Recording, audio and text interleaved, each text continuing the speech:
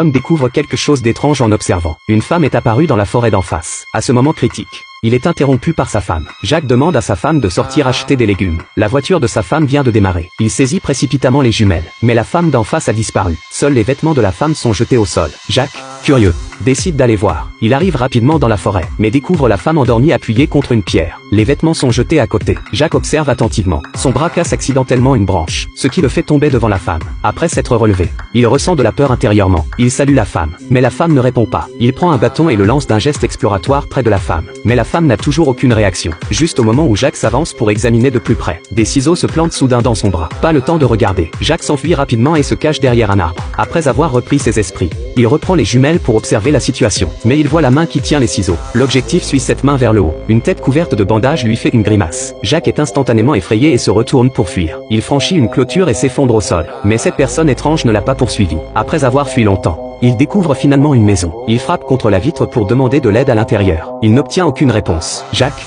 effrayé intérieurement, ne peut que briser la vitre et entrer. Mais il n'y a personne ici. Une étrange peinture est accrochée sur une porte. Jacques trouve des bandages. Il pense sa blessure. Cet endroit semble être un laboratoire. Soudain, il découvre un talkie-walkie sur la table. Jacques tente de demander du secours et obtient une réponse. Il dit qu'il est pourchassé et a besoin d'aide. L'autre personne dit qu'elle se trouve dans un laboratoire pas loin. À peine a-t-elle fini de parler qu'un coup de tonnerre retentit dehors. L'autre personne lui demande si cette personne est couverte de bandages, puis dit qu'elle le voit sur les caméras de surveillance. Il se dirige vers ici. Jacques panique. Il demande à l'autre d'appeler la police mais celle-ci dit qu'il n'y a pas de signal dans la montagne. Jacques doit rapidement s'échapper vers le laboratoire où elle se trouve. Au bout du couloir, il y a une porte arrière. Là-bas, il y a un petit chemin qui mène chez elle. Jacques suit les indications et s'échappe. Mais il n'a pas marché loin quand la voix de l'autre devient soudain pressante. L'homme a découvert ce petit chemin et le poursuit. À ce moment,